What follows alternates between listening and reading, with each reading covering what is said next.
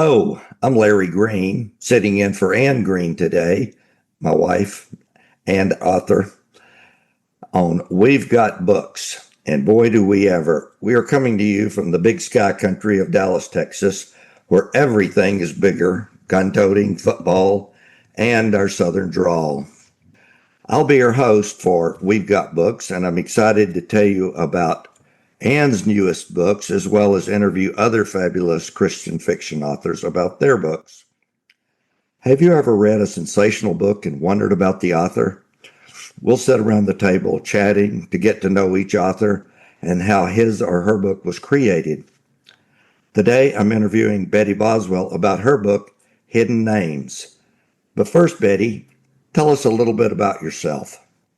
I'm a minister's wife, mom to two grown young men, one daughter-in-law, and three grandchildren. Everyone except my husband and first grade grandchild are involved in music. Music was my passion and profession for many years. As a musician, I wrote and composed musicals for my church, community, and the children I taught as an elementary music teacher. A few years before I retired, I began writing magazine articles about teaching music and was part of a group who wrote a book of music lessons. I wrote my first Christian romance manuscript in 2016. I took it to a conference and pitched it to an editor. I failed miserably. From my 15-minute interview, I learned the hard way that there was more to writing than just throwing a story together. I went home defeated. About 4 months later, I went to the library and looked at a writer magazine for conferences that would teach me what I needed to know. I joined ACFW, SCBWI, took craft workshops online, and dedicated the last 4 summers of my education career to learning how to be an author. Yes, learning the craft of writing comes first. All writers have been there. All writers have to learn, some the hard way and some the easy way. So, what sort of Christian fiction do you write? I've written contemporary romance, split time romance, both historical and contemporary, and romantic suspense. I also write picture books and chapter books for children, and devotions for guideposts and other organizations. I have several stories in anthologies that are short stories. Very diverse. I'm sure all that writing keeps you busy. So, today we're discussing your book, Hidden Names. Tell our listeners a bit about Hidden Names. Well, Hidden Names was my first romantic suspense in the Forest Glen Suspense series. There are currently 3 books in the series, with one in the works. Hidden Witness and Hidden Talent are the other titles so far. Well, how many books have you written so far? I have 6 novels for adult Christian readers, and for the children, I have 5 chapter books and 5.5 picture books that have been published. So, tell us more about Hidden Names. What is Hidden Names' theme? Trust and forgiveness. Both Amber and Graham will have to overcome the past and learn to trust and forgive. Very good. Do you find writing fun? Yes, it's a way to use my imagination and figure out puzzling parts of the story as it develops. It's fulfilling to give birth to a new book baby. I'm sure our listeners would like to give us some details about Hidden Names. Well, Amber is the main character, and her murdered father left her with a troubling inheritance. Once she teams up with a federal agent, they race across the country trying to stay safe as they search a trail of clues left by her father. The clues will help them discover the hidden names of cyber criminals if they can find them before the enemy does. It sounds like you may have done a lot of research for hidden names. What did you learn during your research? Well, since this story covers a lot of territory on the map, one of the things I had to be aware of was the distance it might take to travel from one part of the country to another. I've personally traveled between Ohio and Alabama many times to visit family, so I decided to use familiar places to save some research time. I still had to find details and learn things about those spots that I had missed before. One of their stops was at the original KFC in Corbin, Kentucky. I don't use the trademark name in Hidden Names, but the reader can easily figure out the reference.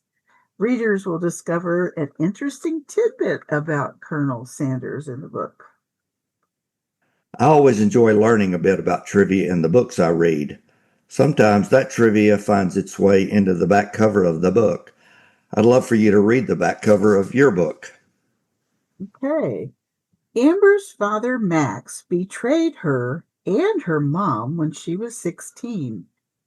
Determined to make it on her own, she refused all contact with the man and paid her own way through college by making jewelry. Now she finds it hard to let any man get close to her heart. Months ago, her dad asked her to make some jewelry. She reluctantly agreed, needing the money he offered to set up her new venture, a studio for artists. Then he died, leaving a jeweled trail of trouble connected to a ring of cyber criminals. Against her will, Amber must team up with federal agent Graham to gather up clues and stay one step ahead of people who don't care who they hurt to protect their secrets. The wounds of Graham's past complicate their cross country race as he becomes attracted to Amber. As they uncover the secrets her father left behind, they must learn to trust each other before time runs out to defeat their nameless enemies and find long delayed healing. Exciting back cover. I think listeners would like to hear an excerpt of Hidden Names. Thank you. I'd be happy to. We start in Amber's point of view. Amber jumped when a gust of wind sent a twig scraping across the plate glass store window. Clock chimes from the town's courthouse announced the top of the hour. Her appointment should have been here by 9:15. She'd give him another 15 minutes and then head home. Regret about agreeing to the late hour sent a shiver down her spine. There was room in the store for one more artisan to display their works. She'd hoped the man would make it on time. Or, if he was the guy in the truck across the street, he would come over before the clouds burst open. A crash erupted from her back door. Lights flickered. Darkness enveloped the room. Crumpled paper scraps from shelving unit packaging crunched in the hall. She crouched, ready for an attack. Her dislike for her estranged father led to years of distancing, but not before he had forced her to take self-defense classes. If the person creeping her way didn't have a gun, she stood a chance of protecting her store. Stop where you are. I will defend myself. There, she had given the person a fair warning. The footsteps paused. A flash of lightning revealed a figure covered in black, wearing a ski mask, positioned in a similar fighting stance. A pair of open handcuffs glinted from a belted waist, but no weapons were evident. A rough voice growled, "I'm just looking for some information. If you come easy, there doesn't have to be a fight." He slapped her bare arm. It stung. If that was all he had, this battle wouldn't last long. She sidestepped, latched onto his fingers, and twisted his hand until she had him pushed against the front window. A flash of lightning revealed a few curls of pale hair sneaking from beneath the ski mask.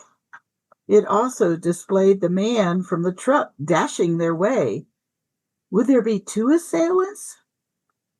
She pushed the masked man's arm harder. He lifted his leg and kicked her away. The impact sent her rolling. Her right shin screamed in pain as she stood back up, ready to fight both men. The front door slammed open to the jingle of bells hanging from the handle. Too bad she hadn't locked that entrance earlier. Leave the woman alone, or you'll be sorry. A boom of thunder underscored the new man's words. A weapon gleamed from his lowered hand. Says who? The masked man snarled. A messenger from Max. The armed man's voice commanded respect. Amber stepped away from her initial attacker. Her father owned Max Enterprises before his recent death. The muscular man could be friend or foe. The masked attacker edged closer. The old man's gone. I have orders saying she has what my new boss wants. Amber lifted her hands and moved away from him on slightly bent legs. Her calf bumped the last shelf she'd assembled. A hammer lay somewhere nearby. Her fingers wrapped around the tool as the two men faced off. I've got my orders. Now leave, or I'll let the lady finish you off. A click echoed across the dark room. The man from the truck raised his arm and pointed the handgun toward the masked man. The dark figure relented and fled toward the back of the shop. And now a little of Graham's point of view. Graham watched the retreating man. Movement from the side grabbed his attention as a spinning object flew through the air, knocking the gun from his hand to the ground. Praise God, the thing didn't fire. Back off, Amber. I'm on your side. His trigger finger stung, but he held his arms open and at ease. She'd probably jump him if he bent over. He needed to gain her trust, either as her father's bodyguard or as an undercover federal agent. That's an interesting excerpt. Is there a movie or TV show reminiscent of Hidden Names? Well, I've been an NCIS fan since the show started. I had a little inspiration from earlier characters' personalities for some of the federal agents in Hidden Names and the sequels. Well, you've sucked me in with your book. Anything else you'd like to tell our listeners? I hope you will check out my books. As I mentioned, they are in a series. One tale will lead to the next. The sequel, with some overlapping characters, is Hidden Witness. In the third book, Hidden Talent, one of the agents will have a suspenseful adventure with a cartoonist and a wacky mule. As far as advice for writers, don't give up. Keep learning, keep making connections, and use your talent for the Lord. Your writing might be a short story for an anthology, or a script for a lesson, or a skit for your church. Ask God to give you the words. You might surprise yourself with what happens. And if you Google Betty Boswell with a Bettie Boswell, author illustrator, you will find me pretty easily. Well, listeners, once again, the time has sped by, so we say goodbye from deep in the heart of Texas and hope you've enjoyed your time with us as much as we loved having you. Join us next week when we guest spotlight well-known author Anne Green. That's my wife, about one of her award-winning books, a contemporary suspense, Red is for Rookie. You can find that book and 30 others or so on Anne's website AnneGreenAuthor.com. That's AnneGreenAuthor.com. There you can subscribe to her newsletter. Also, don't forget to go to Buzzsprout.com and enjoy some of our 55 other podcasts with different authors. You're sure to discover a new author to you or your favorite author's newest book. So this is Larry Green saying goodbye for now, and read a good book for education, entertainment, or pure escapism. And we hope you'll choose a book you learned about on one of our podcasts. See you next time.